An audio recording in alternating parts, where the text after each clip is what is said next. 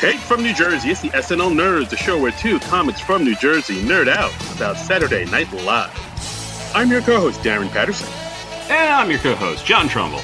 John Trumbull, happy birthday, bud. Oh, thank you, Darren. Yeah. Thank you. We're actually recording this on the day after my birthday, but this is the day I'm mostly celebrating because I had to work yesterday. So, thank you. No problem. How do you celebrate a birthday during the end times? Did you? What'd you do? Did you make yourself a birthday cake out of rations, or like how does that work? That is the question. When I went shopping a little earlier this week, I decided to stop by one of my local stores, and I got myself a little Pepperidge Farm refrigerated cake, and I had a little of that last night. So that was my little birthday celebration. I was like, I want some birthday cake this year. I don't usually do a birthday cake thing for myself, but I decided that. And I think I might indulge myself with a trip out to one of my local steakhouses and have, because I think they're serving outside, so I think I can get away with that. And I think I'm going to treat myself to a nice steak. Oh, fancy times. Yeah, dude, there's nothing. I mean, I don't know if any of our listeners are, carnivores like us, or they're vegan or whatever, but yeah, there's nothing quite like a good birthday steak. I enjoy it on many occasions whenever I can. Yeah, I don't indulge myself with that too much these days, but yeah, it is a fun thing to do for special occasions. And if you're a vegetarian or a vegan or whatever like that, and if you do it for moral or health reasons, I can totally respect that. But for me, bottom line, I just like eating meat too much, man. It's delicious. Bite into that cow. Yeah. That's just I don't see that's ever being something I could give up. No, it is what it is, man. Hey, but that's me. That is me. You live your truth. I am living my truth. So I was gonna do that last night, but when I got home from work, I was just like, I think I'm just too tired. I think I'm just gonna take it easy. So I just talked to my mom on the phone a bit. Talked to my buddy Lawson, who's down in North Carolina. Had a nice conversation with him, and that was just a fun low key evening. Oh, far out, man. That sounds pretty great. Yeah. What about you? How's your weekend going, sir? Weekend's good. Just kind of spending a lot of time indoors. Of course, like I'm still trying to sort of learn a skill. I'm still trying to figure out how to play the guitar, as it were. Oh yeah, how's that going? We haven't heard about that in a while. Give us an update. Update. It's getting there. It's a little tricky, just because I kind of have like fat, stubby fingers, and anybody that plays a guitar knows if you got like kind of fat, chubby fingers, it's a little bit difficult to play, just because like when you're trying to hit a chord or a note, the finger kind of, depending how fat your fingers are, kind of goes over to another string, and that it mutes that string when it's not supposed to. So you have to like kind of angle it just so it doesn't hit any of the other strings, and it's harder to do when you got like chubby fingers like yours truly. If you got like long slender fingers. Or slong lender fingers. If you're a slong person who lends a lot of money, you're a good guitar player. That's just science. Side note, schlong lender is a good name for a porn star. So anybody wants that? Absolutely. That's schlong lender. I feel like he's Jewish. I feel like that would be a circumcised porn star. Oy vey. Did I mention the AC is off in this room? So the heat might be getting to me a little bit. Well, how many chords have you learned on the guitar? A couple, like E minor and like a D. There's that one where you press the two fingers on on the second fret. That's like the easiest one. I can do that. Okay. So now I'm just trying to figure out how to go from one chord to another quick enough so it looks like a smooth transition. It's not as clunky. Right. Have you gotten to the point you can play any songs yet, or are you still just doing like fingering and that sort of thing, learning the chords? Teehee. Fingering. We're children. No, I'm still working on chords and my playing notes and fingering and all that stuff. So I'm still like, I don't feel confident that I can like bust out a guitar in front of people and play like Wonderwall or something. Like I'm still learning how to walk here. Is that your dream? Is Wonderwall like your goal song? I think so. I mean, I just said Wonderwall because like I remember that being like the go-to song for a while for any body with like an acoustic guitar in college who wants to impress some girls on a college campus. You're like, hey, you want to play a Crash Into Me or Crash Into You or Wonderwall or something? Yeah, yeah. You could be the guitar guy at the party. Yeah, I can. Then John Belushi can come from behind and smash my guitar into a wall. Right, right. And Mike Birbiglia can write a song about you. That's wait, which song is that? He has a song called "Guitar Guy at the Party." Oh wow, that was a deep cut. I did not get that About the reference. guy who always like brings his guitar and breaks it out at the big party. But Hmm. but no, I'm impressed you're doing that. It's nice to have a project in quarantine when you have more time in your hands. And I'm impressed by anybody who has any musical aptitude, because I do not. Which, I mean, you may have noticed if you're a regular listener to this podcast that Darren sings a lot more often than I do, and there is a good reason for that. I am not a good singer. Yeah, but I have a song in my heart, John. But you're like me. You're a huge fan of music, and Hmm. you're a fan of like the tunes, and you probably collect a lot of vinyl. And one movie that has an amazing soundtrack is the movie we're about to talk about today. That's Adventureland. Look at you! You took like the scenic route on that transition. You like that? You like that? Pretty Music. good. This movie has music. But no, I mean, like Yeah, one of the great things about this movie is like the soundtrack. It slaps, as the kids say. But I mean, we'll yeah. get into it in a bit. But yeah, the soundtrack is legit. Yeah, this movie, Adventureland, it was made in 2009. It was written and directed by Greg Mottola, who you might know. He directed Superbad, is probably what he's best known for. He was also a director on Undeclared, which I was a big fan of. Yeah, Undeclared was a great TV show. It's like it's what Apatow did right after Freaks and Geeks, right? Yeah, yeah. He kind of Undeclared. It was a show, as you might guess from the title. It took place in college, and it centered on a student who was undeclared, had undecided in his major. And I think it arose out of Judd Apatow. He felt bad after Freaks and Geeks was canceled, and Freaks and Geeks took place in high school. And he was like, okay, well, my actors are all unemployed now. If it takes me another year or two to get a show off the ground, they'll be college age by then. So let's do a show that takes place in college. And it only ended up starring Seth Rogen. He was the only person from Freaks and Geeks who repeated on Undeclared, but a few others came in for guest shots. Right. Like I think there was an episode where Ben Stiller showed up. Yeah, Undeclared it had a Jay Baruchel. yeah. Jay Baruchel played the lead role. It was written for Jason Segel, who ended up playing another part and came on for a few guest shots. And Martin Starr, who stars in our movie today, also came in for a guest shot on Undeclared. Look at all the connections we're making. It's all coming together. Well, the comedy world, I mean, it's like you find people that you enjoy working with who do good work. You want to keep on working with those people. So you find other projects to do together. And I think that's so cool. It's fun to follow people from project to project. And with this movie, Undeclared, I remember when this came out in 2009, and I remember the TV ads, and the TV ads, they really played up Kristen Wiig and Bill Hader, who are the SNL stars who star in this movie. But the And movie's I think the movie was Undeclared Adventureland. I'm sorry. Yeah, I meant Adventureland. Excuse me. Thank you for the correction. Yeah, the TV ads for Adventureland really made it look like, oh, it's this wacky comedy and it's starring Kristen Wiig and Bill Hader, because they were both very popular at the time. And it didn't look appealing to me. It didn't look especially funny. It didn't look like a type of movie I wanted to see. And then I saw a review of it that compared it very favorably to Freaks and Geeks. And Freaks and Geeks is one of my all-time favorite TV shows. So I was like, oh, if it's like in the vein of Freaks and Geeks, that's definitely something I want to see. So I made it out to the theater post haste. And I really, really love the film. It's just a wonderful film, man. Yeah, I think that's one of the things that you and I kind of bonded over because, like, I think when we first kind of were talking, Mm-hmm. maybe a year or two ago, like we both mentioned Adventureland and how we both liked it and we both seen it. And I remember, like, I think I saw this in a theater. I can't. I think I did, but like I remember really liking it and wanted to talk to people about it, but I couldn't find anybody who had also seen it. Like every time I mentioned this movie, people were like, "Adventure." Nah, I kind of missed it. So Yeah. like, and yeah, I think it's because of that. Because like it made the commercials kind of made it look like a wacky.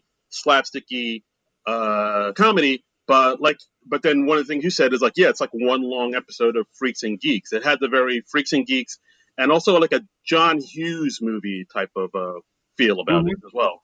Yeah, I can see that. I can see that. I actually own this movie on DVD, and we decided to do it. At the end of our last episode, we were like kind of at a loss what movie we were going to do next. And then after we stopped recording, we decided like literally 5 minutes after we stopped recording. So sorry if anybody was looking forward to a poll or wanting to suggest stuff. We just decided it on our own. But I've got the DVD here. I can read the back of it to familiarize people. Let's do it. Okay. From the director of Superbad comes Adventureland, a smart, witty comedy we can all relate to. When James Brennan, Jesse Eisenberg, has to cancel his dream summer vacation and make some money for grad school, the only job he can get is at Adventureland, a tacky amusement park where the games are rigged and the rides make you hurl. But it's where he meets M, Kristen Stewart, Twilight, and his roller coaster ride to nowhere turns into the best summer ever. Filled with a carnival of colorful characters and set to a killer soundtrack, Adventureland is, quote, the kind of adventure we could all use more of. Kenneth Turan, Los Angeles Times. So, that's Adventureland. Very nice, yeah, and yeah, this movie, that description, yeah, it describes it pretty well. Like, it makes it sound more wacky than it is. It's like a lot more of a half drama, half comedy, I guess. But like either way, Yeah, we'll get into it. I find it a very sweet movie, and it's got some very tender moments. But yeah, and you'll find out. Highly recommend it though. If you haven't seen it, definitely recommend seeing Adventureland. And unlike from when we did Palm Springs a few weeks ago, I don't think this movie's too spoiler dependent. Yeah, I don't. Not really. No, this is. I mean, Yeah. plus the movie's been out for like over 10 years. So Yes, that too. That too. It's not a brand new thing. So the movie takes place in 1987. It is a period piece. And Jesse Eisenberg, he plays James Brennan, who is just graduating college. And the opening scene is him at an end of the year party, and he's dumped by his girlfriend. So it has a weird parallel with another famous Jesse Eisenberg movie, The Social Network, where he's also dumped by his girlfriend in the opening scene. yeah, when I rewatched it, I was like, oh, he gets dumped in Social Network too. I guess that's just his thing. Yeah, that's kind of like Jesse Eisenberg's thing. He the director Greg Mottola in one of the behind the scenes featurettes, he said, I'm gonna rip off Jesse's quote here. He says, like, I have a gift for playing a lot of directors at their awkward stages. And this is apparently a semi-autobiographical film from Greg Mottola, because he worked in a park that was actually called Adventureland, but it was located in Flushing, New York, I think. In the movie, it takes place in the Pittsburgh area. Right. Actually, the Adventureland he worked at was out in Long Island, in Okay. Farmingdale, Long Island, and I know that because years ago I have actually been to that amusement park back when I was like in, I think like grade school. We went out there for like a class trip, and Oh, then wow.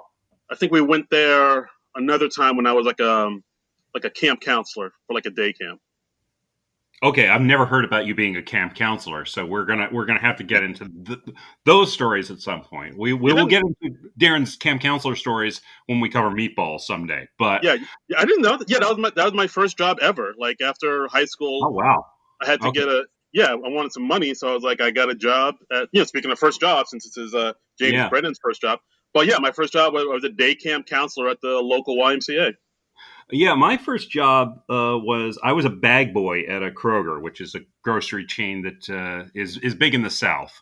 You don't really have it up here in the North, but yeah, I was a bag boy in Kroger. I did that for a summer. Then summer after that, I worked in a movie theater. I worked concessions and tickets, and I cleaned the theaters too. And I also worked in a Blockbuster for 3 summers. Oh So wow. I think anybody who's had a shitty retail type job can find something to relate to in this movie. Yeah, I mean that's one of the things I really like about this movie is how it gets like the tone of it. I love like the way it looked. It has a very warm look to it, and Hmm. like like the hangouts after work that a lot of them do in this movie. It feels very realistic. Like, you're all kind of working in this crappy job, and it's like whatever, and you kind of Yeah. maybe goof off a little bit on the job. You may have a drink or whatever, but then afterwards you just go let off steam and hang out in the parking lot. It's like it all felt very real to me.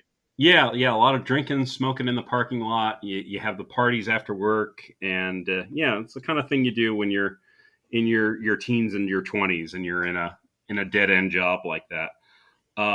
So Right. so James, Jesse Eisenberg's character, he's dumped by his girlfriend. His friends are like, "Oh well, is it because she found out you're a virgin?" and Yeah. and James, he's honest almost to a fault. He's the sort of overeducated, over intellectual character that Jesse Eisenberg is so good at. But he Yeah, and doesn't. Go ahead. well, yeah. He's like you said, like he studies a lot, but he's also very kind of naive to the ways of the world, and he's Mm-hmm. also like a big romantic too. He's like one of those guys that kind of wears his heart on his sleeve and like has a very romanticized version of the world and how he sees his life going. Right. And his original plan for his summer after he graduates is he was planning to go to Europe and, stay in youth hostels with his best friend. But then right after he graduates, he's out to like a celebratory lunch or dinner with his parents.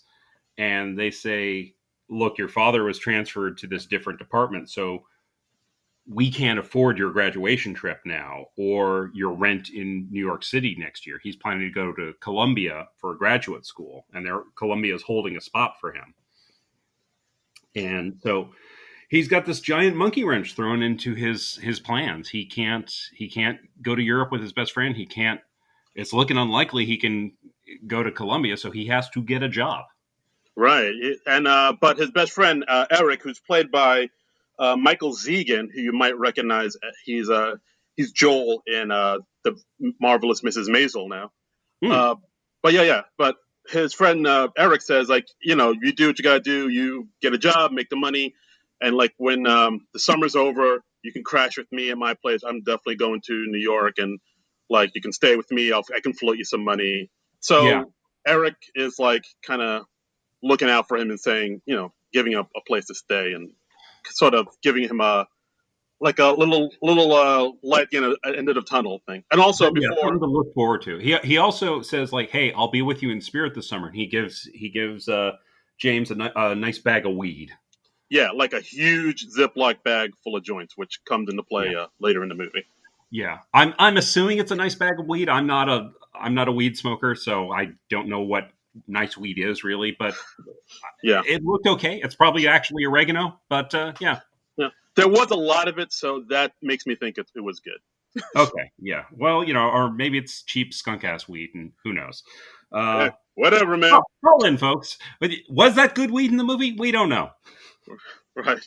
All weed dealers, call in. Let us know Yeah, what. yeah. Let us know about the sticky icky. Exactly. So James, he's desperately looking for a summer job in Pittsburgh, but he's not really qualified for anything. He was like a lit major. It was like comparative literature and Renaissance studies, just not anything practical for a real world job. Yeah, that's And when I like that scene because like that's when like college grad finds out, oh, my degree really doesn't transfer well Mhm. into the real workforce here. Yeah. This is. I don't have any useful skills. At one point he says he's turned down for a job driving a cement truck, or he can't even get an interview for that. And he says, I'm not even qualified for manual labor. Um, So ultimately, he gets this job at Adventureland, which is this amusement park nearby, and he gets there with through his childhood friend Frigo, who, as James says, he used to be my best friend. Then I turned 4. So Yeah, Frigo, played by Matt Bush. It's an interesting performance because like James and Frigo, they're more frenemies than actual Mhm. friends. They're Yeah, just like, I mean, they grew up together, so that's how they know each other. But they're not like friends like that. I mean, like Frigo's also yeah. like kind of he's an odd duck. He's like one of those dudes that just acts weird and does outlandish shit just like to do it. Like Hmm. he's Hmm. constantly punching James in the nuts and thinks it's hilarious. And like, Yeah. he's one of those dudes. Like I'm He's sure very everybody grew up with one. he's kind of a jerk. And yeah, he's always doing like the most annoying thing possible. And James has like outgrown him in many ways, but he's somebody that James is sort of friendly with just out of proximity more than anything else. You know, it's like if James had other options, he would not be friends with this dude. But Yeah, absolutely. Yes. Frigo, his big thing, practically every scene that James has with Frigo ends with James getting hit in the nuts unexpectedly. Which was So a thing. Yeah, the thing people did back then, I yeah, guess. and so he goes to Adventureland. He's hired on the spot by the manager and assistant manager, who are played by Bill Hader and Kristen Wiig, who are like the man and wife who run the park. Yeah, and like there's something I didn't notice until after I saw it. Maybe I noticed before, but I didn't catch on to it. Uh-huh. You see, like Paulette is who's Kristen Wiig's character. She's like kind of quiet and she kind of is in the background, and then Bobby, who's Bill Hader, he's like more the talkative one. He's the one that hires James with because knowing James has no job experience at all. He's like, oh, Yeah. we'll give you a shot. You don't have any job experience or whatever. We got a T-shirt that fits you, so that's good. Right. Uh, I and like he's more the talkative one, and I didn't realize that Bobby is the assistant manager and Paulette is actually the manager. Yeah. The dynamic that you see in the movie seems reversed because Bobby seems very much more in charge, but that's just kind of their natural personalities. And Bill Hader, he's got a comical mustache, a very um, handlebar. I keep wanting to say like because he just unfortunately passed away. It's like a Wilford Brimley type mustache. Oh, R.I.P. Yeah, like a Wilford Brimley, like Ron Swanson. Hmm. Not quite Sam Elliott, but getting there. It's Type of, in Sam Elliott territory, sure. yeah, and like whenever you see a man with a mustache, you just immediately assume, oh, he's in charge here. The mustache commands respect. A man with an impressive mustache projects authority. I mean, that's yeah. Right. Um, so James, he's like, hey, I'd really like to work in the rides division because that of course, if you're working in an amusement park, that seems like the most fun thing to do. And Bill Hader, though, he's just like, you seem like a games guy. You're more of a game guy. And so he has to just go run these shitty carnival games, half of which are rigged. Um, Oh and yeah, and and it's interesting you find out how they're rigged exactly, and I'm sure this is drawn from Greg Matola's actual life. yeah. I mean, I think he talked about it. He said like I think he kind of said the games weren't rigged, but like he's heard of enough places where the games. I mean, this is always some. Oh, my voice got high. This is always something I've kind of thought that like, are these games rigged every time? And Mhm. I think Greg didn't confirm yes or no. Maybe it's statute of limitations or something, but This is in the commentary. I think so. Yeah, yeah, it was. Uh-huh. And actually, this is where we see the character Joel, played by Martin Starr, who Yeah, shows James around the park. The great Martin Starr, the deadpan hero. He's kind of like the man's Aubrey Plaza, and he kind of shows him around the park. yeah, and you learn how some of these games are rigged. They're like these figures that are on a spinning around on a platform, and you have to throw softballs to knock the hats off them, but half the hats are glued on. There's like the ring toss thing where you put the ring on the bottle, but he demonstrates like, oh well, look, I'm dropping this from 3 inches away, and it doesn't even hit the red bottle. And there's like a basketball hoop where the basketball hoop is pounded into like more of an oval, so you can't actually get a basketball through the hoop. So just all sorts of things, that little things they do to rig the games. The fix is in, people. The fix is in. Yeah. So this is not a real high end amusement park, Oh no, it is not. and they tell James, their basic rules like no free anything, and you never give away a giant ass panda as a prize. Because they don't have many of those and they can't afford to give them away because I don't know how much one of those goes for. Probably at least $50. Yeah, those like I was like saying like those pandas seem pretty inexpensive. I'm surprised that's like they can't give them away like that, but I don't know. I don't know. I think the good size ones nobody cares, but the big ones that are as big as a person, yeah, I could see those running high. Right. Um, It's the Grey Goose of Carney prizes. yes, yes. Top shelf. So that's the big rule. Nobody ever wins a giant ass panda. And so James, he's not thrilled to be at this job, but he meets Joel. Joel's nice. They bond. Joel is also another person who's like way too smart for this job. And he meets M, who is played by Kristen Stewart. And he meets M, who's also a games worker, as is Joel. And he meets M when M comes and defends him against some cheating customers who are trying to get away with winning a giant ass panda through cheating. Right, because like basically, there's one guy who's like in a Molly Hatchet T-shirt who's talking to James, trying to distract him, and then the other guy who's like has like a acid wash denim jacket and like a American flag bandana on his head. He like kind of carries he has like a son. He carries his son and puts him over to the milk bottles and have him drop the ring on the milk bottles and be like, "Hey, look at the kid won. Give him the giant panda." And then that's when James like, "Yeah, no, I saw you. You were cheating. You didn't do that." And then that's when the bandana man gets all rough and brolic and showed that he's brandishing a knife. Because I guess were people carrying knives like that back in the 80s? I kind of remember they were. I think when I saw that scene. I mean, I can't imagine the park probably didn't have rules about that sort of thing. So yeah, somebody could walk in with a big ass knife. Yeah, why not? Yeah, so It like is unrealistic. yeah, so he flashes a knife and like, "Hey, you should, just get my kid that fucking panda." And then that's when M steps in, Kristen Stewart's cat, and be like, "Yeah, here's the panda, just have a good day." And Yeah, and then they kind of strike up a relationship, saying, "Yeah, you don't want to lose your life over a panda. Just yeah. Bobby will be cool with it."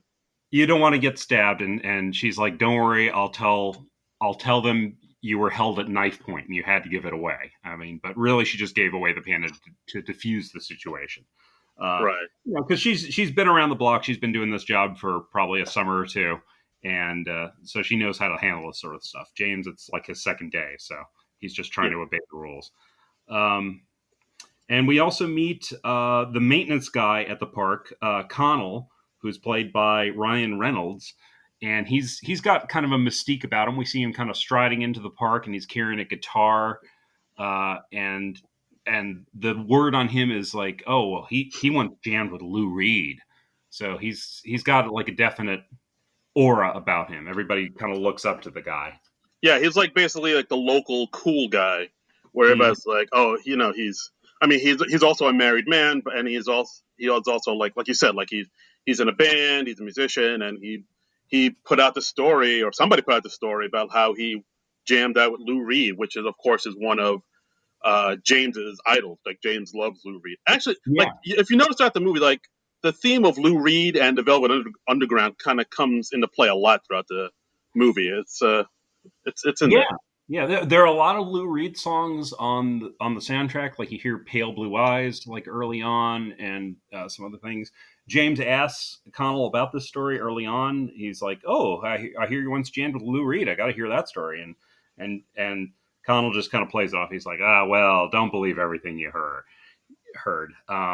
Yeah, but he realizes that this story gives him like some real cachet.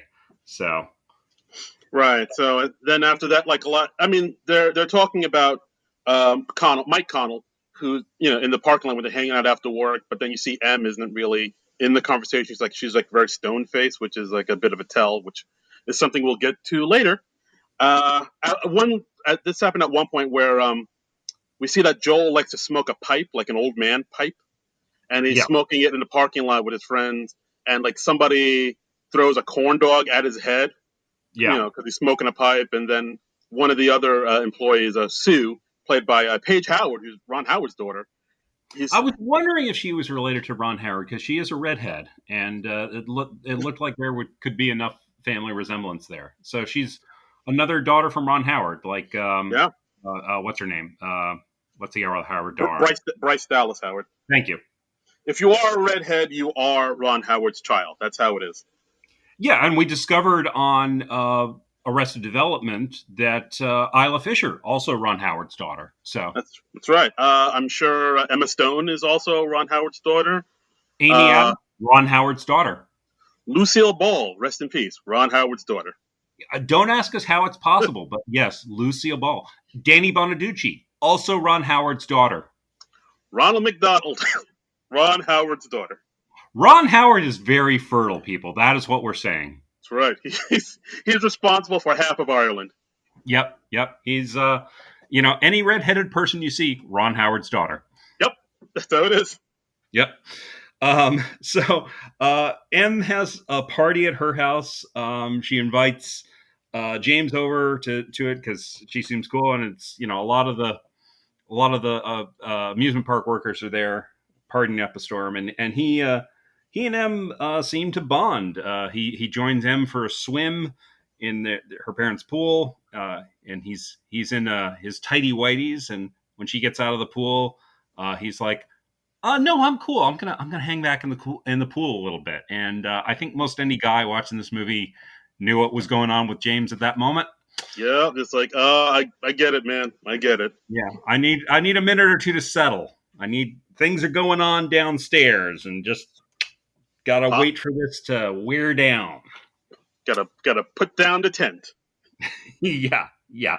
And of course, like as soon as he starts to get out, Fergo is right there, and he's like, "Hey, boner!" Because it's fun to point out your friend's boners. It's hilarious. Yeah. I mean, Fergo, he's got to be. I'm assuming somewhere between 19 and 21, but he's got the maturity level of about 12. Yeah. Oh, very much. If that, you're being generous. I am being generous. I think the definitive Fergo shot is at one point in the party, James, he's talking to Em, and they're hitting it off. They're bonding over their shared taste in music. And James just glances over and he sees Fergo. He's actually urinating on the glass door. Yeah, that's like, that dude's an animal. What's wrong with him?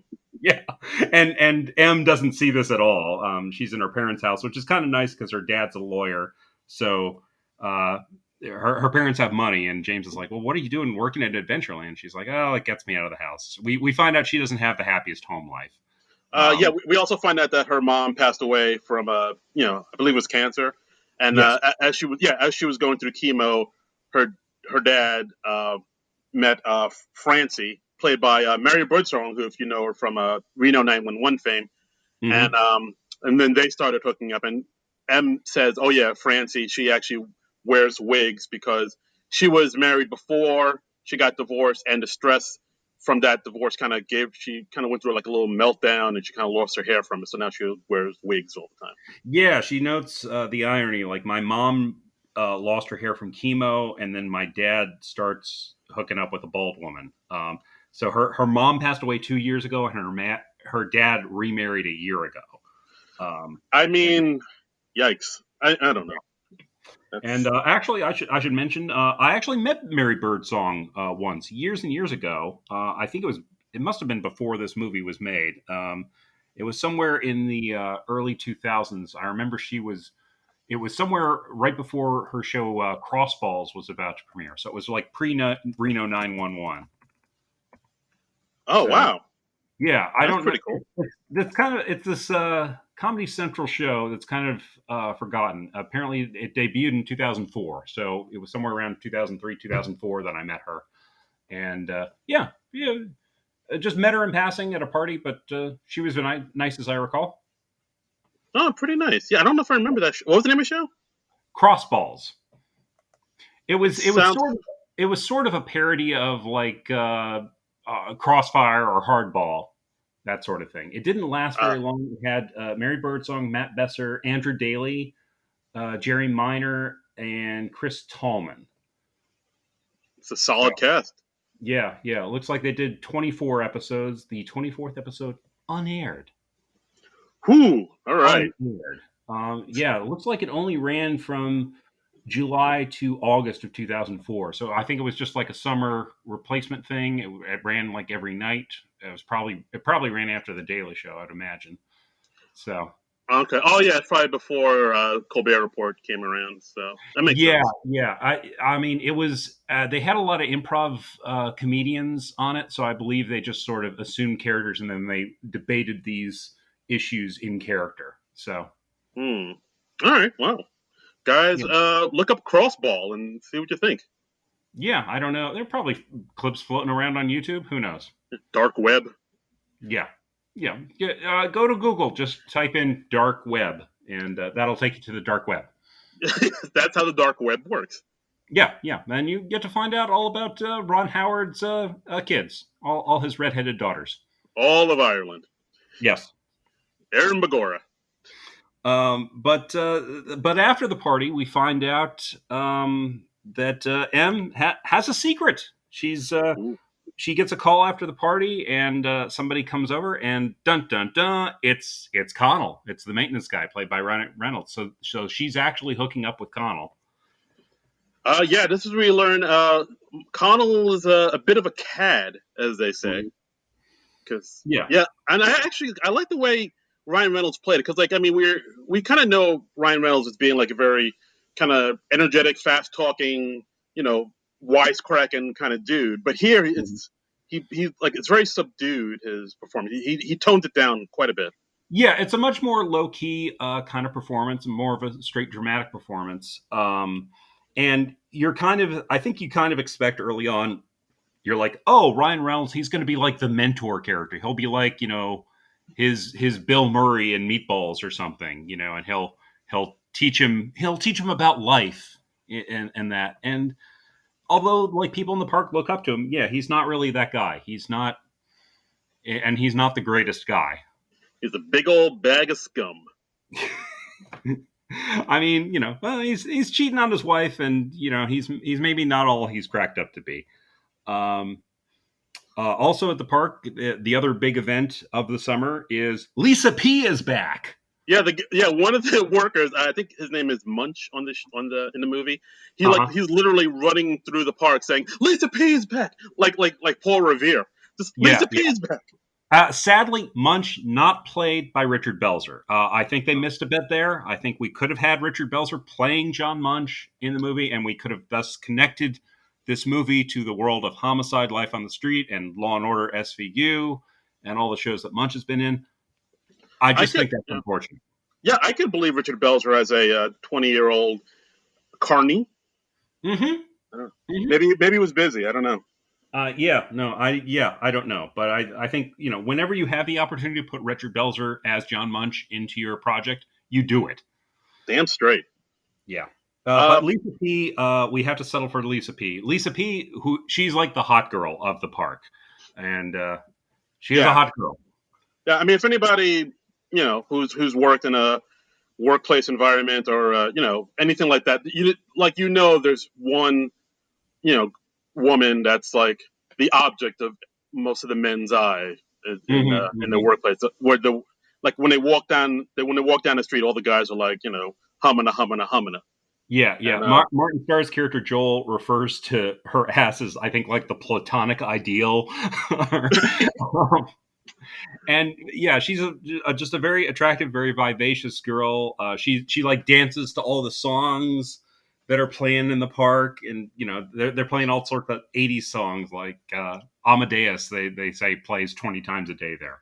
oh yeah, that's a running gag that one song Rock Me Amadeus plays so many times it kind of drives everybody crazy. Yeah, I did like that one scene where Lisa P walks up to Joel and says, "Hey, Joel, how you doing?" And James is there as well. And then I think Joel says, "Hey, what do you do? Why are you working here this summer?" And then Lisa P says, "Yeah, my dad got hurt at work, so I gotta work here this summer and chip in." And then yeah, I think Joel says, "Oh, that sucks. My mom has shingles." So and like right.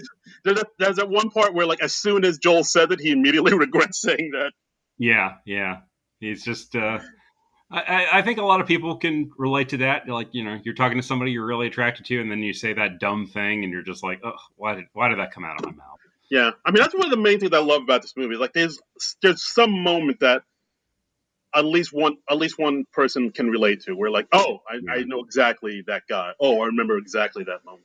Yeah, it just nails all those little moments. So as the summer goes on, James and M are bonding more and more. James makes M a mixtape. That's serious. That is serious. I mean, we're old enough to remember making mixtapes, and Yeah.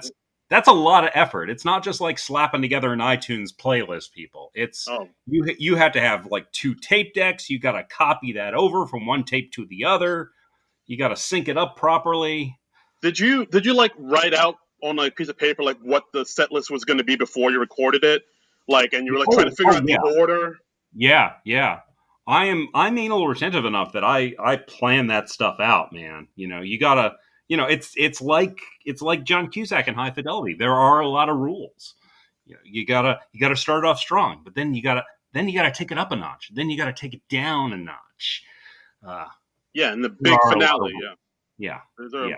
it's an art form. That's all I'm saying. Like if you give somebody a mixtape, that says a lot. That's saying like I Mhm. thought about you and I spent time on this. This is you're basically saying we're together now. It's Yeah, almost an engagement. yeah, yeah. It's like teenage engagement. Yeah, Um, it's like I so claim you. Yeah, so they have a real emotional bond. James confesses to M that he is actually a virgin. They end up making out that night. So things are going well. They're having a real sweet first love sort of thing. Some are loving, having a blast. Um, But but and then, there's also one point where they meet up at a bar, and that's where James tells her that he's a virgin and yeah, all this stuff. And then we also see as they're at the bar, Connell comes in with his wife, and mhm, James is like, "Oh, hey, Connell, how you doing? Like you know about this bar?" And then Connell's like, "Yeah, this is my spot. Everybody knows that." So like yeah. when Connell sees M and James, he looks a little not bothered, but he looks like, that's There's a, interesting. there's a little twinge. There's he's like, oh, this is a thing. I didn't know this was a thing. And we the audience know, of course, that Connell and M are hooking up on the side, but James doesn't know this, and presumably Connell's wife doesn't know either. So Right. I mean, and then that's when they start talking about Connell, and M's like, yeah, they're. I think James says, "Oh wow, that's his wife. She's really pretty." And yeah, then M is like, "Well, they're kind of in a sad marriage. Like he didn't really want yeah, to be married. Now he's trapped." And I mean, I don't right. know if that's how it actually is, or maybe that's just what Mike told M what their situation was. But like, she kind of like downplays their marriage a bit. Yeah. Did they have kids? I don't remember. I don't believe so. No. Oh, okay. Because I mean, it seems like kids are a big way of how you get trapped into a marriage. But Yeah, I mean, I don't. They yeah. never say how he's trapped. They're just saying. I mean, I guess what Mike Connell's character is like. He is a cad, and he's a bit of a bit of a player. As I said, Mhm. he's a felonious person. But like, I guess he. I remember like seeing one of the behind the scenes clips about this, and Ryan Reynolds says like, Mike Connell, he's romantic, but in the negative way. Like he Mhm. does have like this artistic romantic spirit, but it's not like positive like James is. He's like more of he kind of uses his romanticism in like not great ways where people could get hurt. Yeah. Yeah. So the summer like kind of rolls on. James and M are bonding.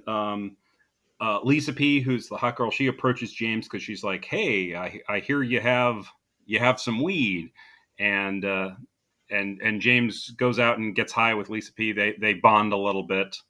Um, as you do.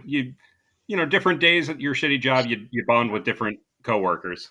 Right, and like I guess word gets around that James has Mhm. weed, so like pretty much everybody is like, "Oh, I heard you have weed. Let's hang out," Yeah, yeah, as you do. yeah, as you do. But James is falling hard for M. He thinks he's in love with her, um, and we see all the characters. They go out to Razzmatazz, which is the local dance club, where Lisa P's like the goddess of the dance floor. You see her out there, and she's there with her friend Karen, I think it was. Uh, wait, with Lisa P's friend? Yeah, Oh, I think it's Kelly, I believe. Kelly. Okay, I knew it was a K name.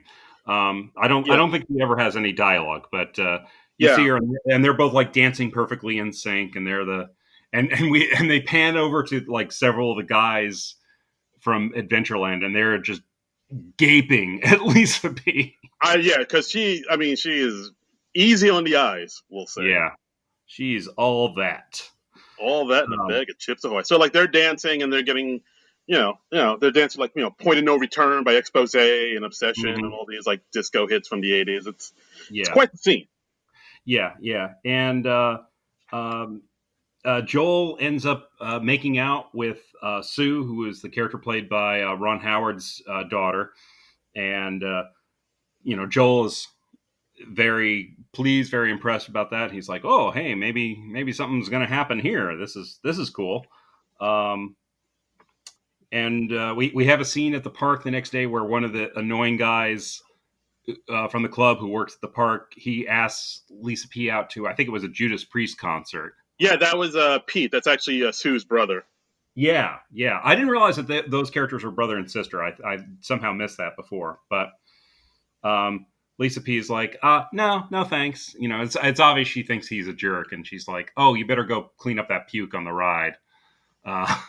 Right, and then I think because James is hanging out with Lisa P at that point, I think Lisa P is like, oh yeah, no, I'm actually like when Pete asks Lisa out to the Judas Priest concert, he's like, oh, I'm busy that night, and Pete's like, I didn't even tell you what night it was. He's like, well, I'm busy all night. I'm actually going out with James. James, why don't you take me out?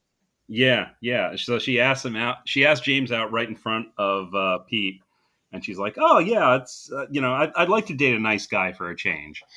Yeah, and James considers it because before this, there's a scene where Mike Connell's mom calls him at work because basically Mike kind of stays at his mom's place sometimes. That he takes care of his mom, and like a lot of times, like he'll invite M over to his mom's house to like hook up. They hook up in his mom's basement, which is pretty scummy. I mean, and they say romance is dead. Want to make out at my mom's? Keep dreaming, people, and it can happen for you. You too can obtain this goal. But, hey, when you look like Ryan Reynolds, the women are going to come over and bang in your mom's basement. Oh, gosh. That's right. I'm assuming. That's how it works, Yeah, so, hey. But, yeah, so anyway, Mike's mom says, I think there's something wrong with the pilot light. So Mike goes over to his mom's house, and he takes James, who's on his break with him, saying, hey, James, you got weed? I heard you got weed. Come with me. So they go to his mom's house. He smokes some of James' weed. And there was this one quick scene that I didn't notice that where Satellite of Love is playing on the radio as they go.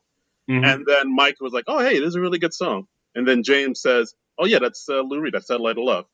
Yeah. And Mike goes, oh, yeah, I know that song. Yeah. Like it shows for a minute that he doesn't recognize Satellite of Love, and he claims to have jammed with Lou Reed. And if you know anything about Lou Reed, you know Satellite of Love. So right. If you know anything about Mystery Science Theater 3000, you know Satellite of Love. Because the Satellite of Love, named after that Lou Reed song. Damn straight. Yeah. Crow! So meanwhile, Joel, Martin Starr's character, he's kind of smitten with Sue because they made out one night after their night out at Razzmatazz, and he gives Sue a book that's important to him. And Sue very kind of cruelly and coldly tells him, oh, I can't be with you because my family's Catholic and you're Jewish, and I can't be with a Jewish boy. Yeah, and I was like, wow. Yeah. And this is in 1987, by the way. I didn't even know that was a thing. Like Catholics couldn't mingle with Jewish folks, but I guess. Well, I mean, if it's a real strict religious family. I mean, she's obviously just too. She's not a big enough person to go against her family, even if she perhaps likes Joel for who he is. And this, of course, makes Joel feel rotten. And you don't say. Yeah, and M hears about this, and M, to her credit, she immediately goes off to Sue and just says, that was a horrible thing you did. You and we are not friends anymore. Yeah, way to go, M. That's and I actually listened to the commentary about this, and like Greg Matola said, well, he grew up out in Long Island in a neighborhood where it was half Catholic and then half Jewish, and it wasn't. Yeah, like it wasn't outwardly expressed that Catholic people shouldn't date Jewish people, but it was kind of understood. It was like, it was like, hey, just don't go out with the them. Yeah, it was just the unspoken thing. Yeah, Yeah, I mean it sucks. I'm sure it still goes on. right. Hands off the menorah. Um, so so James, he of course he ends up taking Lisa P out on a date, even though he's long since fallen for M at this point. But he is still, Well, I mean, actually, yeah. I should go back a little bit. Like, he agrees to go out with Lisa P because, like, when Mike and Mhm. James were driving out to Mike's mom's house, Mike asks, "Oh, hey, I heard about things are going. How are things going with you and Em? I heard you're hooking up and like you're like kind of going out and stuff." And then James is like, "Yeah, I like her a lot. Like, I think I'm in love with her." And Mhm. then Mike hears that. And he's like, all right.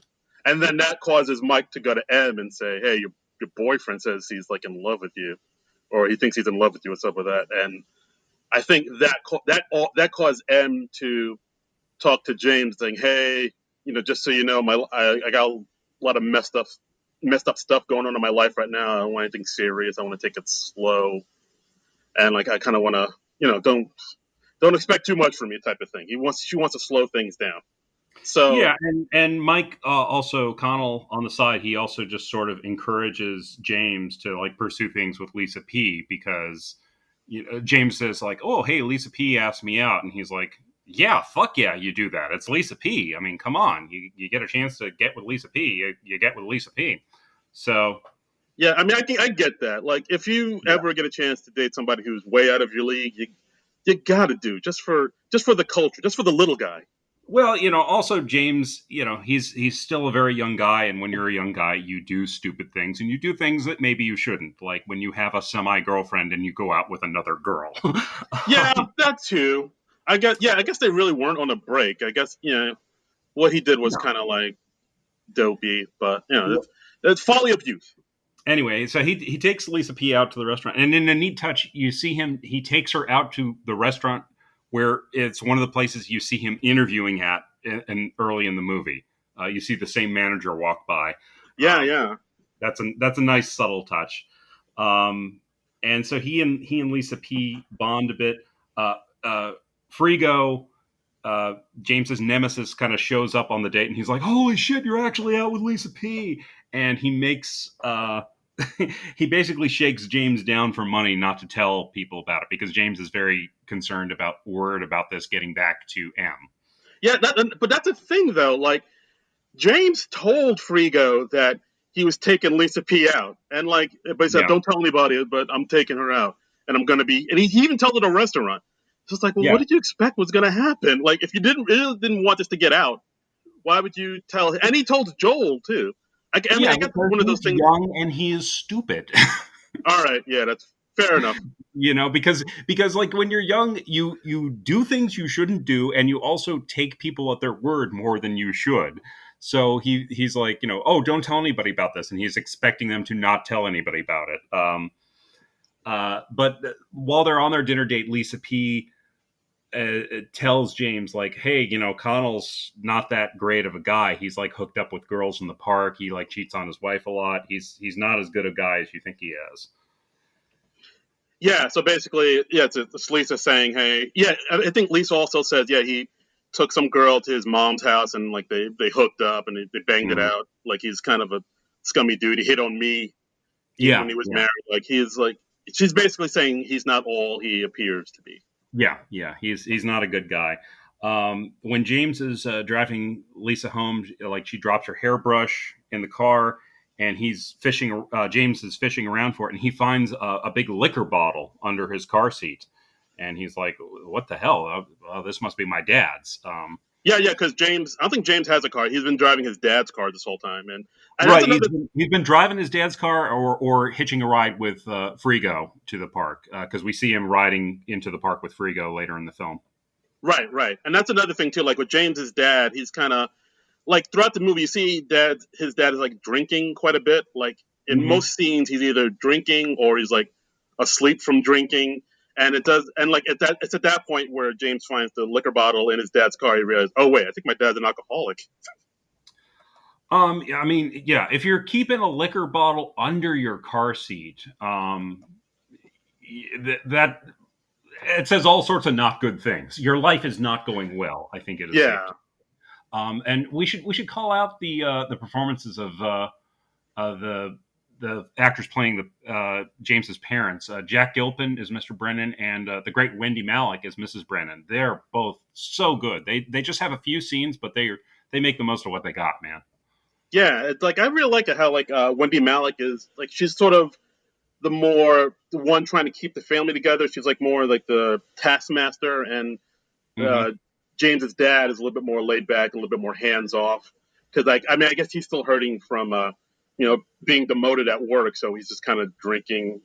Yeah, His, I mean, we don't. The movie's basically told from James's perspective, so we don't really find out the full story of what's going on with his dad. But there's obviously like some stuff going on, like his life is going off the rails, and his drinking's ramping up, and yeah, then that comes back a little later.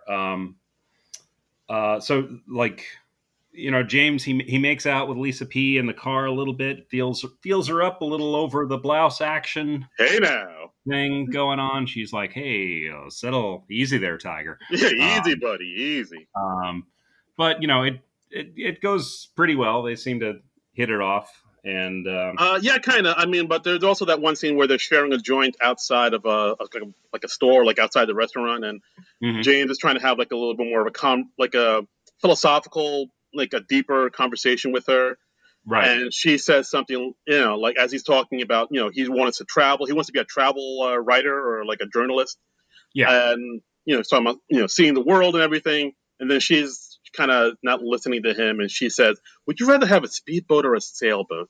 Because like I feel like speedboats are cool, but like yeah, yeah. sailboats are cool." She's not as deep as maybe James thought she was.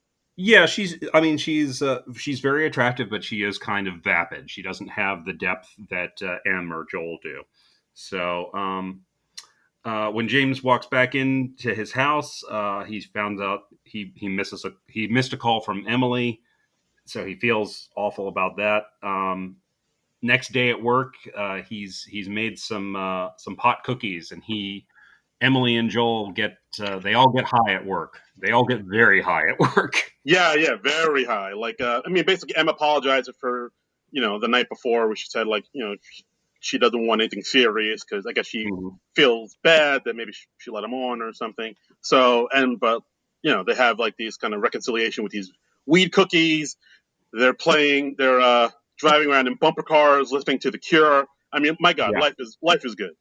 Right, right. And we see Joel. He's kind of messing around with that hat game where you're trying to knock the hats off the mannequins, and he's so high he's messing things up. He knocks over one of the figures, and the customer realizes, oh, hey, the game's rigged. The hat's glued on, and the customer ends up punching Joel out, and another one of that guy's buddies like chases James across half the park. Yeah, because I think because one of the guys was like, because like after Joel got punched out, then M is like, "Hey, that's not cool, man." And then the Hmm. guy like shoved M, and then Yeah, that's when James, kicked it into high gear and was like, "Hey, get your hands off her." And then he kind of punched that dude in the gut, and then like he was like, "Oh, what I do?" And then he just runs through the park while "Breaking the Law" plays over the breaking the law, breaking the law. Yeah, and James runs into the office for safety, and we get to see Bill Hader brandishing a baseball bat to fend off the guy. Of course. When you see a dude with a baseball bat, just and there's no baseball field around, Yeah, just go the other way. yeah. I mean, but that's the best that Bill Hader could do in 2009 because he wasn't a hitman yet. So Yeah. Oh, I like that. yeah, so he could be more intimidating now. I'm assuming because he's Barry. Yeah. Oh, of course. Man's Yeah. Um, man's a monster. exactly, exactly. So in the aftermath of this, Joel quits the park. James goes out to see Joel. And he's rather depressed because he just quit his job. He got dumped by a girl he liked. he says to James when James shows up at his house, he's like, I don't want to show you how crappy this place is, so let's meet up back in my backyard. Yeah, because I think like I mean, again, I saw this in the behind the scenes, like how Mhm. I mean, James isn't really super happy with the way his life's going because Mhm. like he wasn't able to go to Europe and everything, so he's still Yeah, kind of bummed out. But I mean, to Joel, James is having a pretty great time. He got to make out with two girls. Like Joel's life is yeah, way worse than, and like I think that's the one of the things that upset Joel is like you don't see how yeah, good you got it. You got you got this job, which ain't great, but you got to make out with two girls, and you're yeah. doing way better than me. So Well, don't I come mean, crying on my shoulder. he outright says to James, like, you don't even appreciate what you have. You're with this amazing girl, Emily, and you're still trying to step out with Lisa P. I mean, you're being a fucking idiot. And Right. and Joel, he's got a point. He's got a point. So he calls out James on his shit, which is good. Yeah, and then Um, I think after that, like kind of James kind of takes it to heart, and then he goes really pours his heart out to M, saying like he actually tells James told M about his date with Lisa P, which he originally kind of lied about before. He's like, "Oh yeah, I was out with some friends," but he said, "No, yeah. I was out with Lisa P. Like we made out. I felt her boobies. He Uh-huh. didn't say that. I did, but Yeah. and Yeah. but he said, but no, I really don't want to be with. I really want to be with you. I really like you. And I really want us to be a thing." And then they have this nice little line where like M says, "You don't have to tell me that. You don't owe me anything." And James like, "But I want to owe you things." Like James has he's very like very romantic. That's the only word I could think of to describe it. Yeah, yeah. I mean, he's got that youthful idealism. Yeah, and so this inspires M to go to Connell and just say, "I can't do this anymore." She has it out with Connell. She's just like, I just feel too horrible about myself about us hooking up. Because I've got feelings for James, and it's not right because you're married, and yada yada yada. And that night, Fergo Frigo, excuse me, I keep wanting to call him Fergo. Yeah, Frigo goes to James, and he brings along one of like the guy who works the parking lot, Rich, who is I guess developmentally disabled somehow, and he's like, tell James what you told me, and he's like, oh, I saw M and Connell doing push-ups in Connell's car without any pants on. mm. The beast with two backs. Yeah, yeah, and that's when James realizes, oh my God, M has been hooking up with Connell all this time, Right, and because like then James calls M's house because back when everybody had landlines, and yeah, then he talked to M's dad, and he was like, "Oh yeah, M's not here. She said that she was going to be out with you," and he yeah, was like, "Oh wait, she's not here. If she's not here, and she's not at her house, then yeah, she might be at Connell's mom's house." yeah. So But we're skipping over something. There's something I just want to say. I love that Frigo has James's back here because like everything we've seen from Frigo up until this point has just been him being a jerk and like hitting James in the nuts and shaking him down for money. But like when he realizes something this serious is going on, he's like, "Oh shit, no, this is bad." And he's got his buddies back. He like drives James out to Connell's mom's house, and so he's yeah, yeah, supporting him in the best way, in the best jerky kind of way that he can. yeah. They basically like Frigo basically steals his mom's car. They do that thing where you push the car out the driveway when you don't want to wake your parents up. And Yeah, then they drive to Connell's mom's house to do a little bit of a stakeout and wait for M or somebody to come out because they see M's car. And hmm, like while they're waiting in the car, Free goes like, "Hey, I stole some of my grandma's cough syrup if you want some. It's great." yeah, yeah. But I love that because it gave Frigo a little depth. Like in most any other movie, he would just be the jerk, and that's it. He would just be jerky guy in every scene. But I love this because it shows that he is a good guy at heart. Yeah, yeah, I like it. And so basically, what happens?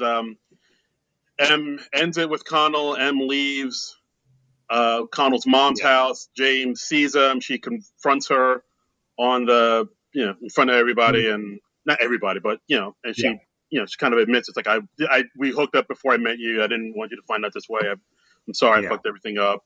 And of course, James leaves heartbroken, and it's Yeah, I mean, they both screwed up, but as James says, he's like, I fucked up one time and I told you about it. You've been doing this thing for months. So this is like much worse. You were way more dishonest with me than I was with you. yeah. Like, I mean, I and like the way. also the fact that he confessed to her and that she was caught, you know? Yeah, it sucks. I mean, I like the way this movie does kind of like the workplace drama or high school drama. Mhm. Like it all feels very real. Yeah. It's played very real, and it really works. I mean, it feels like a real fight, and it's not like a TV or movie fight where they like give these long impassioned speeches. They can barely get the words out because they are just so torn up, and so it's very short, simple sentences, and it's like, oh no, you didn't fuck up, I fucked up, and it's the kind of messy fight that you have in life. Yeah, it's like when you're too emotional to like articulate what you're feeling, and it's not like an Aaron Sorkin dialogue. It's very like sputtery kind of emotion. Basically, like how I'm speaking right now. It's Yeah, basically like a lot of emotion and not a lot of thought in your words. yeah. And so James, of course, he's really torn up about this. He ends up taking Lisa P out to Razzmatazz, the dance club, and he tells her all about M, and she's like, "Oh shit, that's really fucked up." And James is like, you can't tell anybody about this though. Don't tell him." And then like the next day, word has spread through the entire park. Yeah, why does he keep telling people about things? Oh boy. Because I think he is a very honest person. And I think when you are a very honest person, you can have the tendency to assume that other people are as honest as you. You Yeah, know, yeah. It's like just it's like very you see James like in the opening scene, like one of his friends is like, "You didn't tell this girl that you were a virgin, right?" And he's like, "Well, I'm honest with people, and when I'm close to somebody, I'm honest with them." So he is very honest. He is honest to a fault almost. So yeah, he tells somebody about this, and they say, "Oh, don't worry, I'm not going to tell him," and he takes them at their word because he's a very honest person and he keeps his word generally. the naivete of youth. Yeah, exactly.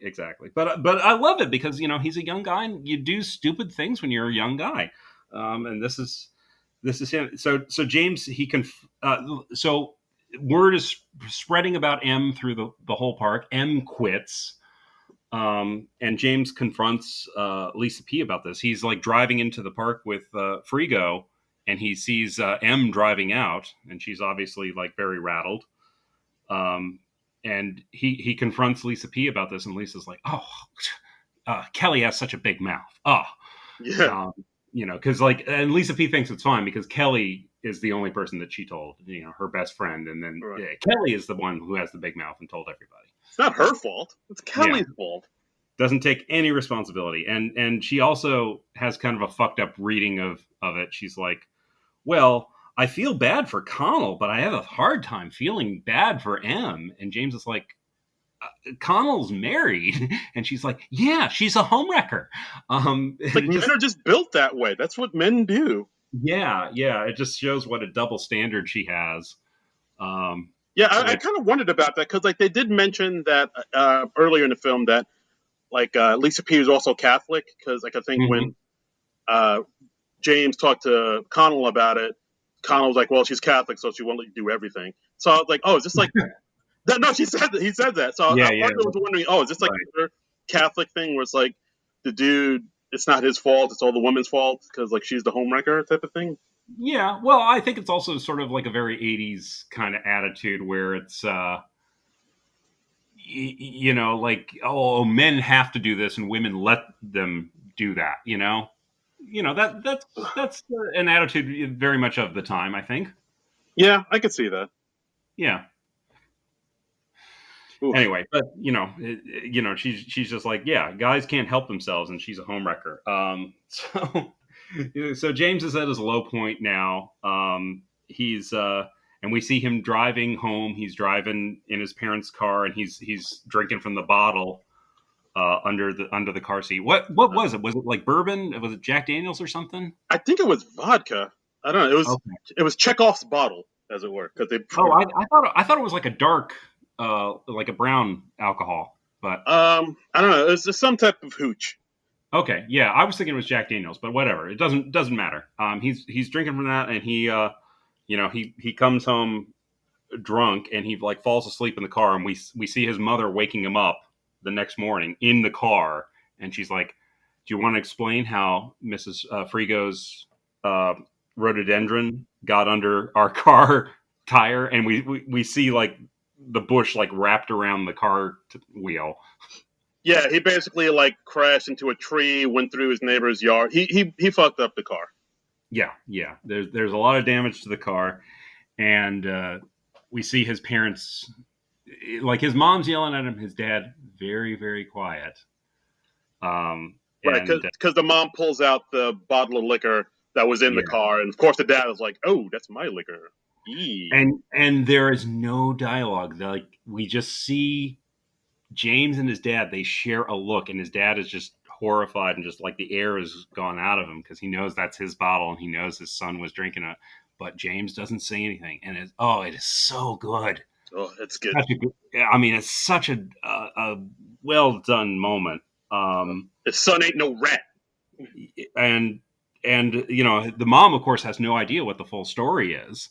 Not that makes James's behavior more excusable, but she's like, "Well, how much money have you saved this summer?" And James is like, "Well, about $13,000." And she's like, "Well, that'll go to repairing the car and replacing the bush now." And he's like, "Well, how am I supposed to? That's the money I was going to live on in New York City." And she's like, "Well, that's off the table now." Yeah, so the whole summer is a wash, pretty much. And then also there's another. Go ahead. Well, no, I was gonna say, and also there's another scene where M comes back from quitting her job at Adventureland, and her stepmom and her dad are like entertaining company, and she causes like a bit of a scene because like she really hates the stepmom, and like the stepmom and her get into it, and like they words get heated. They had that thing where like you have company, and the company kind of tries to play it off like a fight isn't just about to break out, but it clearly is. Yeah. And of course they get into some heated language, and like M pulls down her wig, which causes quite the chaos.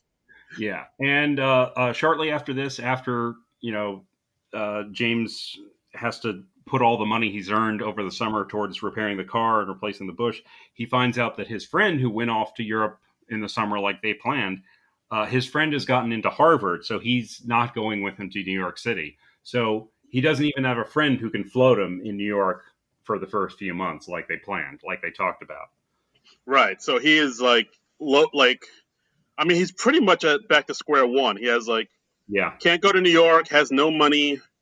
He is just like, what was this? What was this whole summer for? Yeah. So he goes and he quits from Adventureland himself, and and Bill Hader's Bobby. He's like, "We'll see you next summer, right? We'll see you next summer." and James is just like, "Thank you." Yeah, he's like, it was a very great experience. Thank you so much. Yeah, and he sees Connell kind of holding court elsewhere. He's talking to three girls about he's telling his Lou Reed, jamming it with Lou Reed story, and he's like, "Oh yeah, he played everything. He played this song, he played that song, he played Shine a Light on Love. He played everything." And James goes up to say goodbye to Connell, and they have kind of a moment. And when James is leaving, he's like, "Hey, by the way, you should know that the name of that song is actually Satellite of Love, not Shine a Light on Love." So I mean, at this moment, James has realized just kind of how full of shit Connell really is.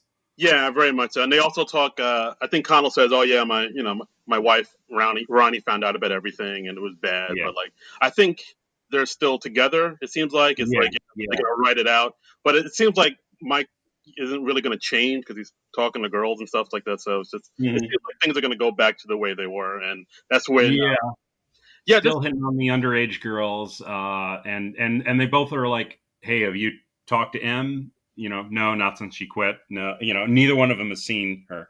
But the word is that M went back to New York. right. Like this movie does a good job of like kind of building like these people, like the way everybody in the park kind of put these people on a pedestal. Like Mike, he's like, oh, he's the amazing cool guy. Lisa P, oh, she's like the hottest thing ever. But then like James gets to know both these people, and it's like, oh wait, you're not really like as great as everybody thinks you are. Yeah, yeah. I mean, you understand in this movie, everybody's got their feet of clay, everybody's got their problems, and nobody's life is as good or possibly as bad as it looks from the outside. Yeah, absolutely. So, Um, so at this point, James has no money. He has no plans about, after college. He doesn't know what he's going to do. He's hanging out with Joel, and they kind of have a heart to heart. And James decides to he's just going to go to New York anyway. He's going to just go and figure it out and like go after M because he really like has the feelings for her. that's what he wants. Yeah. So he hears from Joel and went back to New York, and they have a conversation. About like, hey, what does it all mean? What does it? And Joel says like Herman Melville. He was called Henry Melville in his obituary. So like what's the point of anything? And James says, well, you know what? Uh, Herman Melville, he wrote a 700-page book about the whaling industry. I think he was a pretty passionate guy. And he says, I hope they call me Henry when I die too. And I really like this scene. It's such a good scene, man. Yeah, it's really beautiful. It's like it's very understated, but it has a lot of depth to it. Yeah, yeah. And James has a little nice moment of triumph because like in the background of the scene we see Frigo running around with what are those things? It's like some sort of fireworks thing. I think they were like Roman candles, maybe. Okay, yeah, like Roman candles, and he's like playing war games basically, Yeah. and he leaves and he James leaves and says goodbye to Frigo, and he hits Frigo in the nuts, and Yay! Frigo goes down to the ground, like he hits him so hard, and he's like, that was a good shot, that was a good shot, uh, So it's a nice little that's a great payoff for that bit. Absolutely. So yeah, so James, always the optimist, always the romantic. He packs up his stuff, says goodbye to his folks. Joel drops him off at the bus station, and he takes a bus to New York. And they never Yeah, said how he found out where M lives, but he just, it's pouring rain, and he's in front of M's apartment building. yeah, Very like a very romantic scene, just out in the rain in New York City, yeah. waiting for your loved one to come. Yeah, yeah, it is a very sweet scene. They kind of come together, they reconcile. M says like, I'm so sorry for fucking this up. You were the only good thing that happened to me this summer, and and James apologizes for the scummy things he did. Like, I mean, the whole story about her and Connell got out because of James. Yeah, that's not great. But Yeah, like, I think M felt more guilt over what she did because she is yeah, like I should have ended it with Connell like as soon as I met you or something like that. But so she yeah, carries like a lot of guilt with her. But then James is like, yeah, you, I don't, maybe I don't see you as you see you because like yes, you did that thing, but you also stood up for Joel when when Sue said he couldn't see her anymore. You stood up for me when that dude was about to knife me for a panda. Like you have a lot of, yeah. you're a good person. You have a lot of good qualities. You just need to recognize that more. You're not a total, horrible person. Yeah, yeah. So yeah, they both apologize for the fucked up things they did, and they forgive each other. They reconcile. Um, he comes into her apartment because he is soaking wet from the rain. He's like got all his belongings like packed into like one bag, and she's like, "Is there anything in there that you can put on?" And he's like, "No, everything is soaked." Um, so she like gives him a towel. He like takes off his wet shirt. He towels off a little bit, and they come together, they kiss, and and they come together. Like I said, I mean, and Come. no, I don't mean it like that, Darren. It's a very sweet scene. I know. You I'm know, sorry. I'm a monster. you are. But I forgive you for that. Like these two forgive each other. Um, Oh. and it's just a nice scene where we just see them like starting to get physical, and he just says like, "Are we doing this?" And she says, "I think so." And it just closes on a nice two shot of them. It's just such a sweet ending to the movie, man. Yeah, and that's Adventureland. It's like one of the most underrated, sweetest films like of the aughts, I'd say. Yeah, yeah, I agree. And of course, the ending of this movie it makes Jesse Eisenberg and Ryan Reynolds wiener cousins. Wait, what? No. Well, like when two guys sleep with the same woman, that makes them wiener cousins. I thought the term was like Eskimo brothers. Wiener. I've never heard that before. Okay, you could say Eskimo brother too. Sure, I guess. I don't think Eskimo is the most politically correct way to phrase Uh, that, but you sure. know, you know what? I apologize for that. I apologize for all the Eskimos that are listening to this podcast. I was insensitive, and I don't And I apologize to all the wieners that are listening to this podcast. We want to be inclusive. apologize to Anthony Weiner, Mark Weiner, Yeah, uh, all the Wieners. yeah. All the wieners and Sausage Party. Oh, Um, that's yeah. that's But it. no, Yeah. it's a very sweet ending to the movie. I really like this. I mean, this movie was just such a wonderful, pleasant surprise when I saw it, and I was really fun revisiting this. Yeah, and like as I said earlier in the movie, a great soundtrack has a lot of songs that if you're a big fan of like college radio in the '80s, this Hmm. soundtrack has got just got replacements, got Husker Du, it's got Big Star, it's got Lou Reed. It's like Hmm. I mean, it's one of my favorite songs. David Bowie, Modern Love, and there's a Yeah, really there's a really nice scene where when it was Fourth of July and like they were all out and fireworks were going off while "Don't Dream It's Over" by Crowded House was playing, and I was like, it's a very nice, beautiful, warm scene. yeah. It really does create a real moment there. I mean, this it's one of those soundtracks. It is like somebody gave you a cool mixtape, of like, oh, I've never heard this song, but I love this song, or oh, I've never put these songs together, but they work really well, and it's that kind of thing. Very much so. So, like, guys, get the soundtrack if you can. Watch this movie if you can. It's Yeah. not really. I don't believe it's streaming on Hulu or Netflix, but if you have Stars, you can watch it on. It's on there. You can watch it on It Stars. apparently is on Amazon Prime right now, and it is where else is it? It's on Vudu and it is on Fandango. So Okay, but yeah, so check it out. I mean, I can't recommend this movie highly enough. I really dug it. yeah, it's really well done. It's a nice little gem of a film, and yeah, and like we said, it compares favorably to Freaks and Geeks and Undeclared and those things because it's got heart. Yeah, it does. It's got a lot of heart, got a lot of passions. It's really like if you're like a person who enjoys kind of like very romantic movies like this, or very like I don't know what's what I'm looking for. Like it's a good feeling movie. If you like Freaks and Geeks at all, if you like John Hughes movies at all, you'll like this movie. I'm Yeah, saying it right here, right now. yeah, it's very sweet, and on the trivia, I found this very interesting.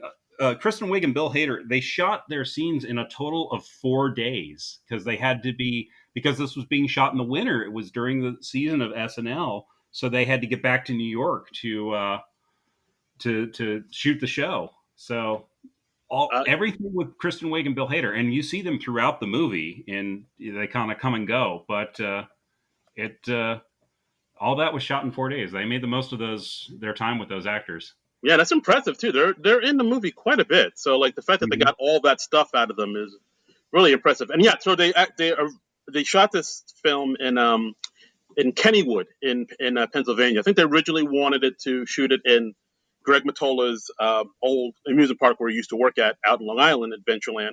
But it looked too modern, Yeah, so they had to try to find an amusement park that still had like the old feel, the old rides. And I think right. they said it was either Rye Playland up in Rye, New York, or Kennywood. because it still has like a lot of vintage feel to it. So they went with Kennywood, and yeah, they shot it during the off season, like in October and November. You can sort of see it too. Like there's a few scenes where you can see like people's breath as they talk, and you can see like it was cold when they shot, from what I hear. Yeah. I mean, because if you're shooting at it was a similar thing in I think Wet Hot American Summer. They shot that in an off season, and it was very cold, and you can see the actor's breath in several scenes. And I know it was raining when they were shooting a lot of that movie. Apparently, in this movie, there was actually snowfall, and they had to remove snowfall. And it says in some indoor scenes, extras were paid to block the windows and doors so the snowfall wouldn't be visible on camera. I mean, holy moly. Yeah. That's got to be right. And plus, like when you're in the summer, you have to be wearing like t-shirts and shorts. So I guess they had to be in that wardrobe, like in the middle of fall. That can't be comfortable. Yeah. So it's an interesting movie. It's an interesting movie. This is also kind of interesting from the IMDb trivia. Is it says Twilight director Catherine Hardwicke flew out to Pittsburgh to meet Kristen Stewart on her day off from filming Adventureland to audition her for the role of Isabella Swan, which she won and accepted. So that's that she actually shot this before any of the Twilight movies. So I thought that was kind of interesting.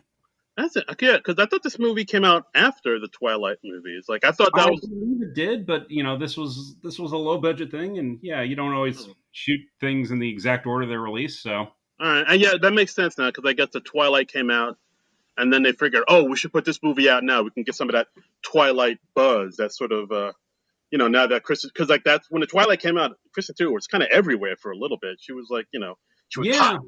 Yeah, she was like the it girl. I've never watched any of the Twilight movies, but I know Kristen Stewart got like a lot of flack for her performances in that movie, saying that she was like real wooden as an actress. But I'm never going to be able to totally hate Kristen Stewart just because she made this movie, and I feel like this is such a gem of the film.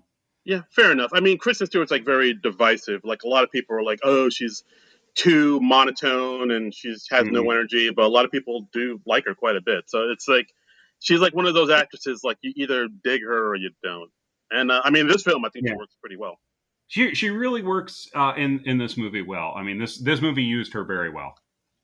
Absolutely. So and that is Adventureland, guys. Check it out. One of our faves.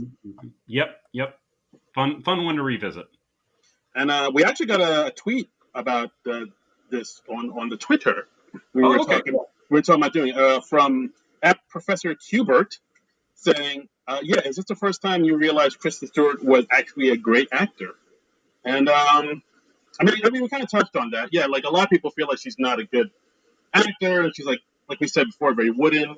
But like she does bring some gravitas, as it were, to this film in this movie. Mm-hmm. I mean, yeah, I think she works well in the film. I don't know if I've seen her in enough other things to really say if she is a great actor or not, but I like her in this movie a lot. Yeah, fair enough. Yeah. Okay. So. And that's our talk about a little film called Adventureland. Very, very underrated, but highly appreciated. Guys, check it out if you can. Yeah. Worth seeing. Absolutely. So what are we doing next week, Darren? What are we doing next week, you say? What are we doing next week, you say?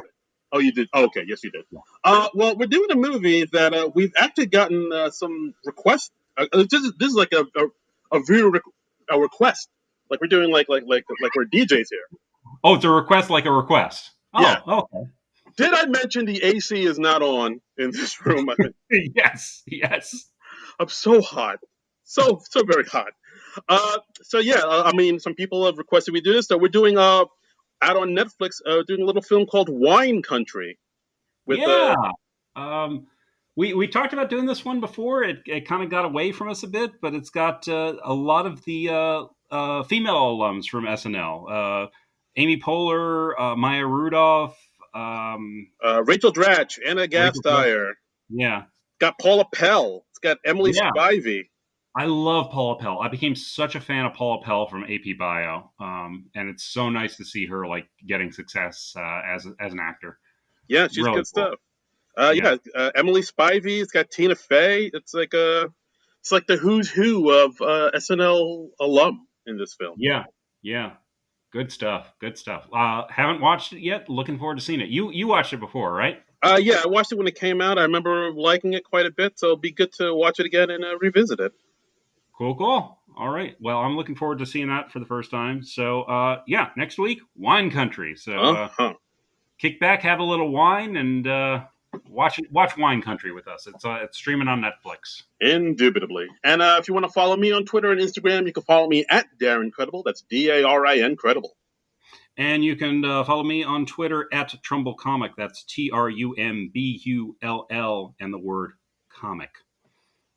And that's we. Oh, and also, what about the Patreon? We got a Patreon. Give us some money. You can give us Patreon, and you can follow the show page at SNL Nerds Show on Twitter and Instagram. Oh, right, we have that. Yes. And for the love of Pete, people give us a review. We're on the Insta whatever have you iTunes. The AC is not on, John. I feel like yes. Give us a review on the iTunes or the Apple Tunes or whatever they're calling it. Wherever you listen to podcasts, give us a review. We love reviews. We live off them. They nourish us. We feed off them like a teat on a cow. Your metaphor game is strong this week, my friend. Why, thank you. Yeah. So we like reviews. And please contribute to our Patreon. Please check out the other shows on the Non-Productive Network.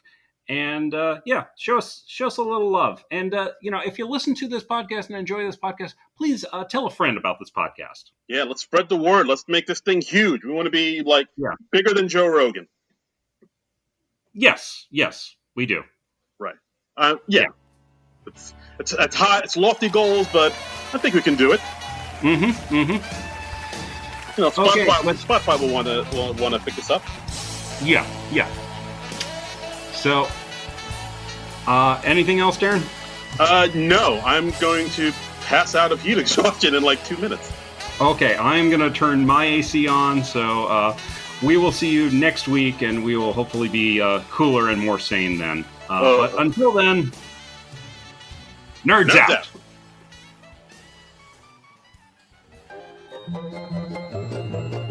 This has been a non-productive media presentation. Executive producer, Frank Hablawi. This program and many others like it on the Non-Productive Network is distributed under a Creative Commons Attribution Non-Commercial No Derivatives license. Please share it, but ask before trying to change it or sell it. For more information, visit non-productive.com.